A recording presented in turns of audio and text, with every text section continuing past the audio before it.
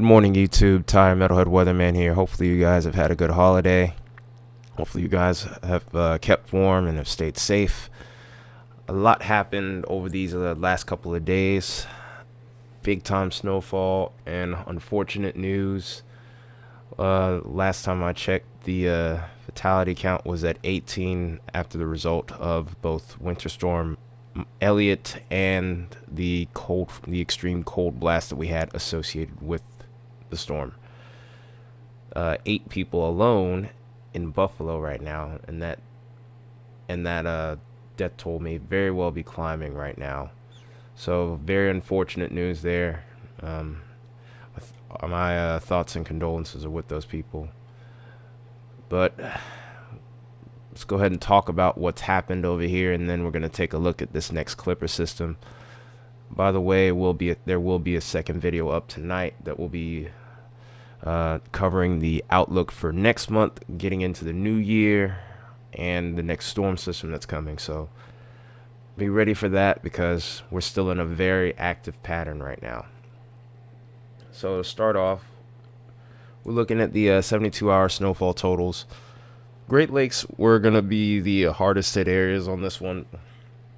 We've known this for a bit now, considering when Winter Storm Elliott went north of the border, that counterclockwise rotation was going to push winds onshore and not only cause significant snow just off the coast of the Great Lakes, but also cause what's called, I think it's pronounced as siege flooding.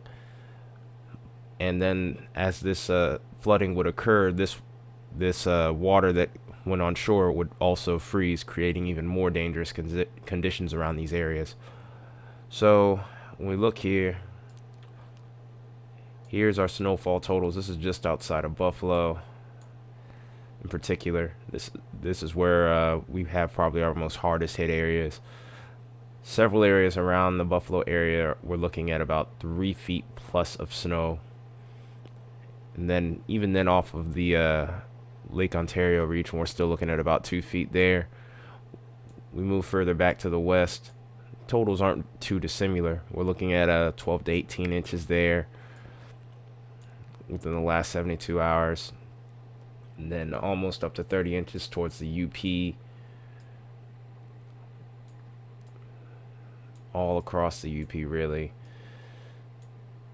And it's only once we get back towards Minnesota and Iowa where those snowfall totals start to drop a little bit. But this is also going to be in association with the Clipper system that is now starting to move through this half of the country here. Oops. I meant to zoom in and scroll down, but that didn't work out well. I'm still trying to figure out how to use this map. I don't use it enough yet, I don't feel like.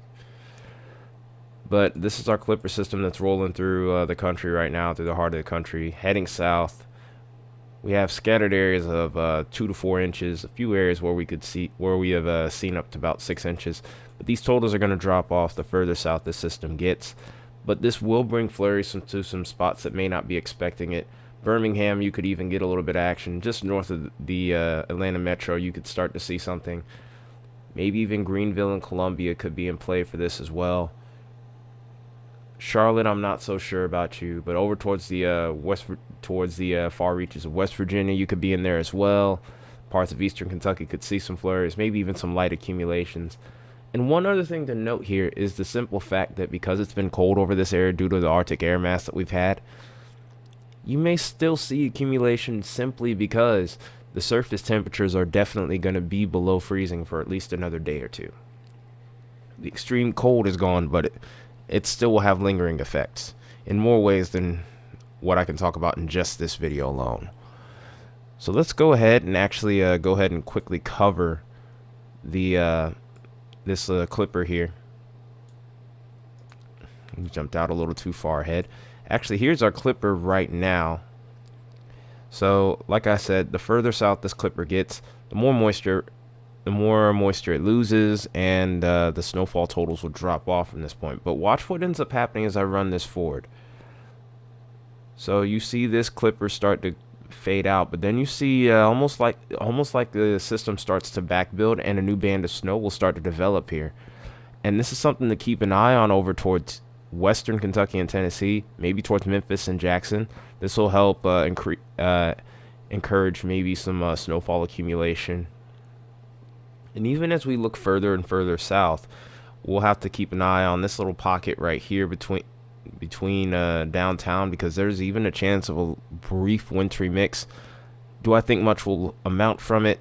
No, but still, it's an unusual sight, because usually if we're going to see snow in areas like Alabama, Georgia, during this time of year, it's pretty rare, and accumulation doesn't even happen till maybe mid-January, if we're going to get it at all.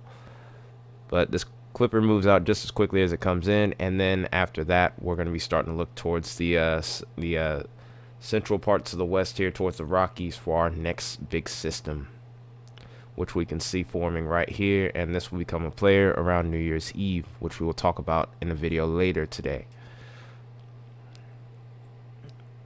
And we'll make our comparison here also with the HRRR here, since we have both models up at this point. So HRRR looks a tad bit different.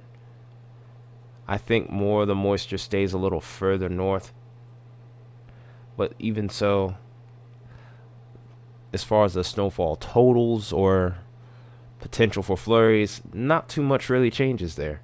And then, of course, like I said before, end of the model run, we're looking at our next big system. Already looking pretty robust for the HRRR, seeing a 989 millibar storm over the Rockies. So now, we're going to go ahead and take a look at the snowfall totals that will amount from this. Like I said, don't expect much from this system, but these Clipper systems do occasionally have the tendency to overperform. So it's always something that needs to be watched very closely. We'll go ahead also and take a look at what the model comparison is going to be like for totals, but I wouldn't expect too much deviation given how close we are to the event. Excuse me. So for the most part, like I said, towards western Kentucky and probably parts of western Tennessee, even, and HRRR even has a little spot over here towards northern Mississippi here, where we could see slightly more significant accumulation. Could see a little bit more than an inch, maybe some places flirting with 2 inches. And this is towards the end of the model run, so we've gone full extension here just to make sure that we're covering everything on this end. But for the most part, scattered areas have traced about an inch of snow possible. Nothing too far out of the ordinary here. We'll compare that with the HRRR here. HRRR has a little bit more of a swath around the northern tiers of Kentucky and also southern Indiana. And it kind of leaves the southeast out a little bit more. Roll this back to the GFS. It takes a slightly more northward track, but there are a couple spots here of interest towards the southeast, but not quite as much. Totals over towards the Ohio Valley are a little bit greater too, and the Mississippi River Valley. So I'll slide that back. Oh, I did something wrong here.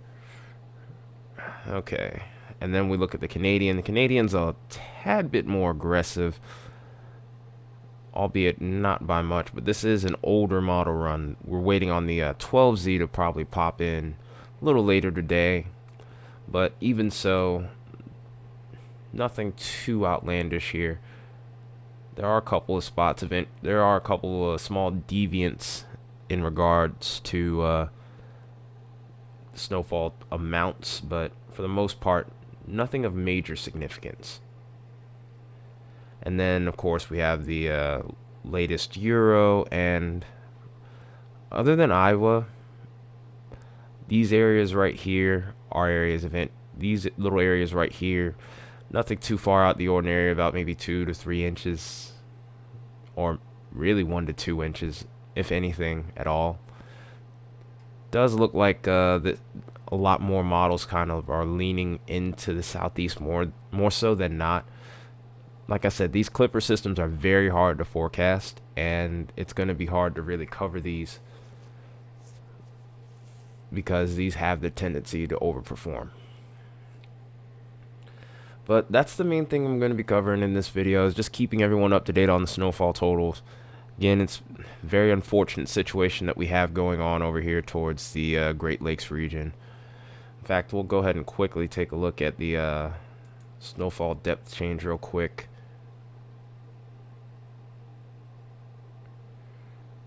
And we can see right here, we got some pretty significant totals, even over the next few days, where we could still see up to about another 6 to possibly even 10 inches in some spots. And areas north of the border are going to be higher, but at least at this point, the worst of it looks to be over for the Great Lakes region, over towards Lake Ontario and Lake Erie. That's where we've had some of the worst conditions here, blizzard conditions, but it looks like we're finally done for now. We'll have to keep an eye on other systems that are north of the border, because this still could put these guys in play again. But for right now, it looks like we're going to be catching a break here soon. Of course, when we look over towards our next system, we're already starting to get some pretty significant totals. We can see that a lot of areas are pushing towards that 6 to 12 inch mark up in the mountains. Some of the valleys could be seeing some action here too, where we could see about 2, maybe even 3 to 4 inches. Sierra, of course, is going to be very active with these storm systems, as this cold air is still present over pretty much the entire country, although not quite as much in abundance as what we've seen before Christmas. But that's the end of this video here. If you guys enjoyed this one, definitely drop a like. I appreciate it. Still not quite 100% yet myself. Whenever you have these rapid drops and increases in temperature, it can always lower anyone's immunity, no matter how healthy you are, so you have to be careful. Not to mention, I had to work that Friday outside, so yeah, that was fun. But anyway, see, a lot of you guys still aren't subscribed that are watching the video, so do me a favor, help me out, man. There's some pretty cool stuff I got planned in 2023 in particular. I'm not going to quite go into detail with all that is. I may drop a poll later today before I make my next video, and kind of get an idea of what you guys might be looking for. But other than that, this has been Tyler Metalhead Weatherman. I'll see you guys later. Have a good one.